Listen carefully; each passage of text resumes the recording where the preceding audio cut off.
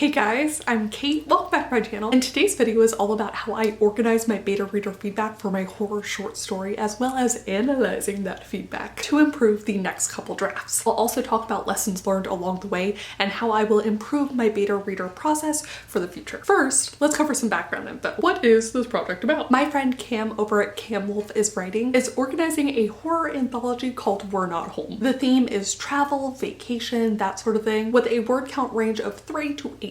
And I'll leave a link down below to his announcement video with information on who else will be participating in the project, as well as our live stream announcement video that we did for the funsies, yes. Now this is the first time that I've written a horror short story before, so I was really excited to learn more about the genre and just kind of give it a whirl. It took a little bit to actually get the idea. I wanted to let it ruminate and kind of come up with some plot points along the way. So there will be spoilers in this video, but hopefully that just makes y'all more excited for the anthology. And also all the proceeds are going to charity, which is just really cool. But since this was my first time writing a horror short story, in fact, I don't have a ton of experience writing short stories outside of romance, like wrap-ups, like meeting the characters again however many months later, so characters that we already knew. I decided I wanted additional feedback, which is why I turned to my wonderful patrons. So I guess the next question, the second question, is who would be my beta readers? I created this post on Patreon to act as a sign-up form. It was somewhat short notice, but as you can read, I initially thought I wanted 3 rounds of betas. What I ended up with, as you'll see, is 2 rounds of decent size. And now here's the form that I had people fill out. Obviously, I wanted to make sure that everyone appreciated horror short stories. It doesn't help a lot to have betas who don't read in the genre that you're writing. And I also didn't want to alarm anyone with mentions of the pandemic or possession-y kind of things. Some people like horror and don't want possession. Some people want to fully escape our current world, which is totally valid. And shout out to the one person who filled out the form but was like,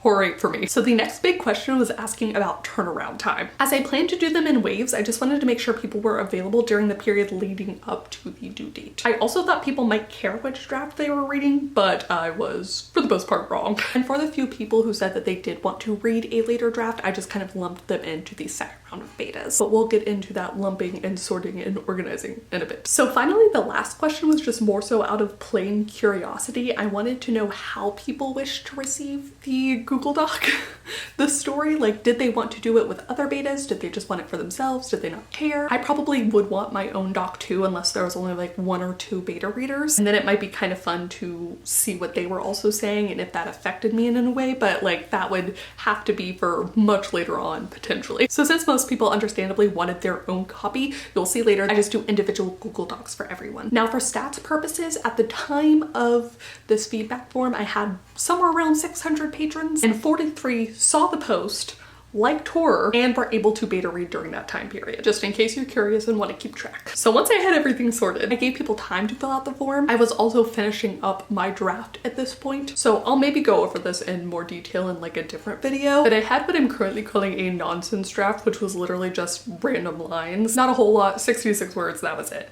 Then I did my 0 draft, which included a lot of brackets, some like underscores where I didn't know what I wanted to fill in but knew it was a specific word. I skipped some scenes within it entirely. And then I did what I'm calling my first draft, where everything is filled in and I had basically the heart of the story I was attempting to tell. But giving it to betas, I did have specific feedback I wanted with this first round. Which brings us to the email. Actually, let me back up. I organized my spreadsheet of betas, sorted people into first round or second round based on if they had any time constraints, and then I just kind of did it randomly. So the order of the signing up didn't matter. And I did just make sure that I had an even split between first round of betas and second round of betas. Then within my own kind of Google folder, I set up each person's individual Google Doc. Okay. Now we're back to the email. I made sure to include the deadline in bold, link their individual Google Doc, and bold the main questions that I had, which were, was it appropriately scary? Did you feel the tension and or was the ending sort of lackluster? Did any parts feel rushed or not expanded enough? Conversely, did some parts drag on too long? Did some parts feel too bloated for the concept of the story? What do you think of the current working title, Someone Was Spotted in Front of Your House? And anything else that you find interesting. Now in the email, I said, feel free to mark it up as you please or not mark it up at all. Some people, as their beta reading, just want to give their first reaction to the story. Some people like to write notes as they're going along. Some people, like, if there are any grammar issues or spelling issues, they want to immediately mark through them so that they can focus on the rest of it, like it will bother them kind of thing. And as you'll see as we go through this beta reader feedback, together. Some people really did just email me back with the answers to those questions. Some people provided like line by line detail.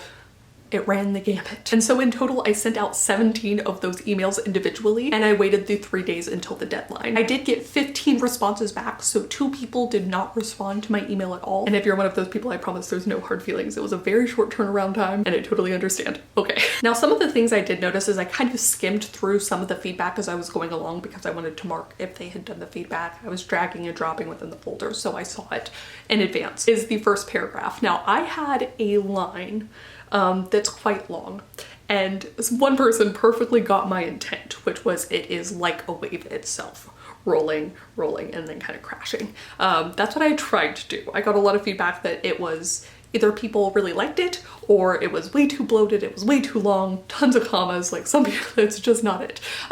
So in this instance, I think it is great because what I'm gonna do is try and keep my original intent that some people got, but just make it better. So I can totally agree. Even as I was like writing it, I was struggling through it a little bit. So I knew that that was going to be an issue, and it's nice to have that confirmation and be like, okay, I need to fix it, but I can try and keep doing this thing that I want to do. Yes, so it will require some tinkering, but it will be a fun challenge. The second main thing I noticed without having to scroll too much is the relationship between my main character and her main best friend that is mentioned in the story. A lot of people were confused a little bit about their dynamic. Tons of people seem to like their friendship, but like how long were they friends? Like, was it just friends and that's it? That sort of thing. And I had even thought about including a line that was like they'd been roommates in college as well. And I didn't put it in. I didn't find the right spot for it at the time. And I was like, it doesn't matter. Short stories, I kind of constantly find myself questioning which information is pertinent to the story. And this one clearly is pertinent. As there were so many people confused, I think it would be a really simple thing to clear up in just a sentence or two. And so that is what I will attempt to do in the next one. But now it is time to go through all the rest of the feedback. I do want to show you the form I created, or the rest of the form I created, which besides just keeping track of like, did I send out their feedback? Did I make them their own doc? Whatever. Just sort of admin stuff so I can keep my brain straight. I wanted to put a section where it was main plot feedback, main character feedback, biggest complaint, and biggest compliment, because I think it is good to remind yourself that there are both clearly improvement points and things that that person thought I did well. And then it'll be an entirely separate document that I'm going to create now that contains all of the feedback or the recurring feedback, I guess is what I should say. The recurring feedback and the feedback that I am going to look at while I write the next draft. Yes? Does that make sense? Okay, let's do this thing.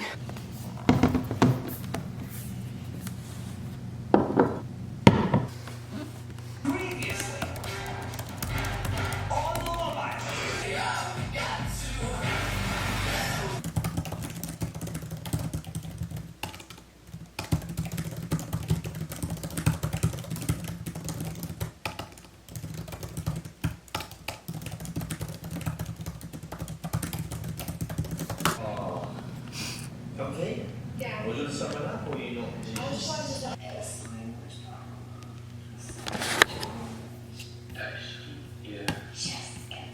Yes. How many lessons does one guy need? Seriously? Oh, there you are. Good job. Whew, and we're done. I am now, after doing that, both like jittery in some ways because I'm like a buzz with ways that I can improve the story, but also it's just like my head's going a million miles a minute, so I figured I would film rather than like actively work on it right now because I think it would just come out all like blah. So that's exciting. I will say, going through that much beta reader feedback, at one point my eyes were like, I need a glass of wine kind of thing. I was just like, oh man, oh man. For the most part, it was wonderful. All of the comments were so wonderful. The feedback was wonderful. There's plenty of stuff to work on, but what I loved is that it was the same things, more or less, that I needed to work on. So I did come up with a long document, and I didn't like do a tally mark system, which could potentially be cool. I just happen to remember the ones that were talked about a lot. I was wrong though. I said that I thought the first sentence or the first paragraph was like an even split. Not at all, actually. I would say that the like large majority loved the line and like loved it to the point that one person even said if I get rid of it that like that would be, they'd fight me kind of thing. So I still think there's a way to clean it up to potentially make the only 2 people I think I got the criticism from saying it was too long, I think I could make them happy also. But by and large, if it's divisive, then that's okay as long as there's a section that loves it, right? So that's kind of what I'm playing with. I do still think it could be cleaned up though. Yes, but the intent's there, and for the most part, people really love the intent, so solid. The end was one of the big questions I had, and one of the reasons that I put it as like an actual question that I wanted people to answer, because I thought it wrapped up too quickly, but as I was sitting there when I was writing, I was like, I thought that the tension leading up to it, if it was too long, wouldn't hit the same, so I erred on the side of short even though I was questioning it, which I think leads to, for the most part, I knew where all of the criticism was coming from and I agreed with it. Does that make sense? For instance, there was one line, another paragraph down that people really seemed to love, and even as I was writing it, I was like, you know what? This is actually pretty good. As the writer, you know sometimes where you've just nailed it, and that felt like a time that I nailed it, and then to see the comments being like, oh, you nailed it? Wonderful. Overall, yes, the ending needs some work. Some people loved how abruptly it ended, but I think I could still not appease them, but I think I could still keep that shock factor while extending the dread in the build. Or building up more, I should say. People were also confused on the timeline a little bit, which is something that I was unsure about. The relationship between Jason and Fiona was confusing, but again, I think I can solve that with one sentence or so. And then another thing I got, especially from the people who exclusively read horror or read a lot of horror, like horror's their thing. If I leaned into the description more in places, then I think I could up the horror factor, because right now it's more creepy. One person described it as light horror. So the tension everyone seemed to like, it's just, is it actually horror that's in the question? So I think if I upped the creepiness in terms of description in places, that'll really help. So anyways, again, it was consistent feedback in certain places by people where I really respected their opinion. I respected the opinions of everyone, obviously. Anyways, it was just really good. I have the entire list of stuff. This is why I couldn't write right now, because I'm...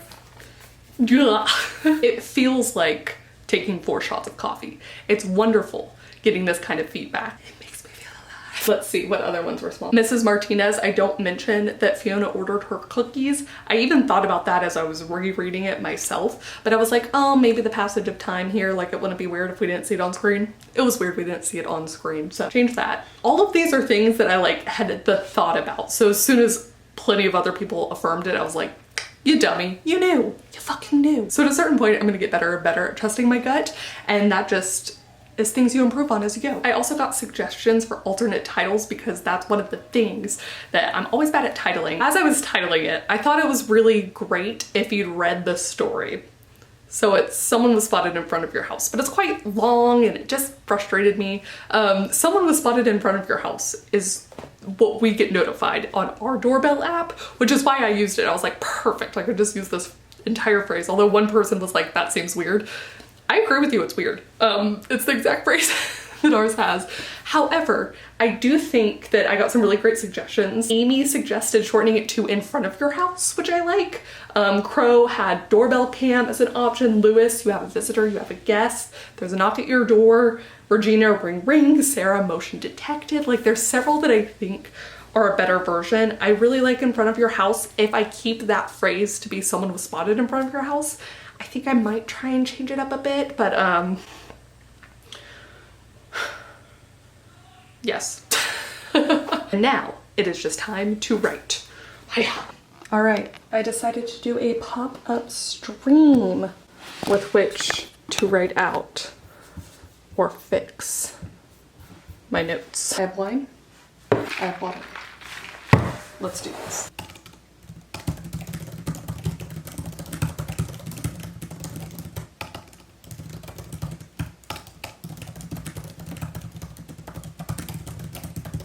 All right, and in that time, we got, you know, some little ones done, just kind of italicizing stuff, all the way to some of the big ones with fixing the ending, which I think is better now. Basically, my plan is to go through all of the comments, and then once all of them are highlighted, I'm gonna go back through, read it aloud, and fix the rest of it. I also had a few people who did line by line edits, and so I want to re-reference some of their stuff and just see if I, you know, what stuff I kind of want to change, keep, etc., and see how things are going. I say line by line, like paragraph. They took a lot of notes is what I'm saying, which is very fun. I think I'm gonna take a break for now.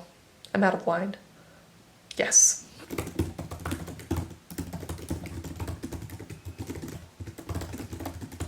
Round 2.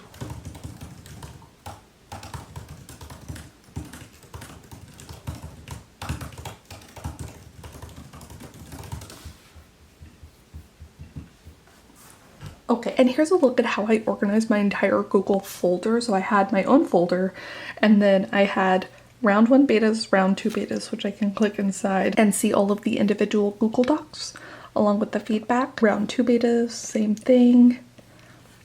This was my script from last month when I was filming. But first draft, no betas, second draft, 1 round of betas, and then a sort of final one that I finally uploaded just for my purposes. There was a lot of stuff in between these two, but yes. Hooray! And we are back with a half-eaten popsicle. It has been like a month plus. It is now September 20th that I'm recording this. So I wanted to update how the second round of beta readers went. In total, I sent out an email to 18 beta readers and I received 15 back, so only 3 people did not get back to me with their feedback. Again, it was a really quick turnaround, so it's totally fine if you're one of those 3 people who did not give me the feedback. Totally cool. I did want to say that even though I set up that main character feedback, main plot feedback, biggest complaint, biggest compliment, I actually didn't use it for the second round of betas. I think in part because I was just very tired. That the biggest lesson I learned from this is that that's just too many betas. It was really helpful, I think, for the first round, but what I would do is maybe like pare it down more. I probably wouldn't start with that many betas to begin with, but I definitely think for that next round, it was just a lot. Especially as there weren't as many patterns with the feedback. I still wanted to make the ending longer. I wanted to increase that dread. I wanted to add in more description. I actually also edited the timeline of some events. I deleted some characters. So there were some big changes I made after the second round of feedback that I absolutely could not have done without getting that feedback. In fact, one person in particular, I had a scene where there's some mysterious things going on with Fiona and Mrs. Martinez, and so she runs down onto the beach from what appears to be a restaurant. That was very confusing. I improved it, but I ultimately was still kind of like, meh. And someone suggested that as I had 2 like running down to the beach scenes, it might be more impactful if I have a slightly separate scene. And actually, I think that just one little nugget stayed in my brain. So I changed not the timeline, but just the place that certain things happened. And I think it's all the better for it. So it's these kind of things that like you can't discount, as again, that was only one person's feedback that said that. So in some ways, having a lot of readers is absolutely wonderful and it's a much better problem to have than having too few readers. But ultimately, I think it was just a lot of feedback. The third round of betas that I did weren't my patrons. They were just like readers and not writers, which I think helps because then you're getting at it from a slightly different perspective. Anyway, so I guess really what this has taught me is that there's pros and cons to a lot of different methods of getting beta reader feedback. So if I were to do this all again, I'd maybe aim for 10 betas in the first round. And maybe I could even do 10 in the second round with those kind of numbers. So I think that might be the sweet spot for me. The other great part of this though was getting the feedback of these betas and seeing how many of them I'd want to reach out again in the future and be like, not only could you beta my work, but could I beta some of your work in the future? Especially for the people who write horror and were able to explain so much of this to me. Like, amazing. They're probably amazing horror writers. But alas, the time has come and gone. I've already turned in this story. I really love how it turned out. And I'm excited for everyone else to get to read it too. I'm excited to help raise money for charity. I'm excited to read all the stories of the other people in this anthology.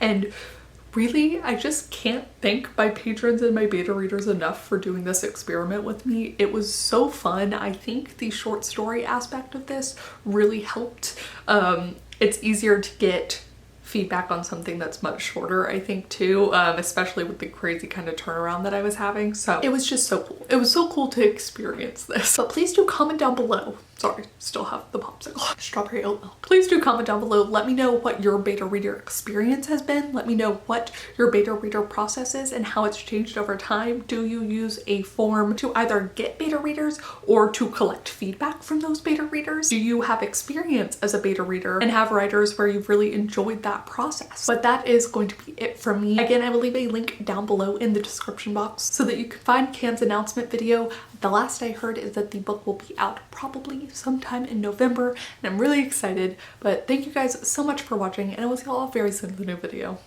Bye. As well as the other people who with information on the other people who will be participating, with information on who else will be participating to the project. My goodness.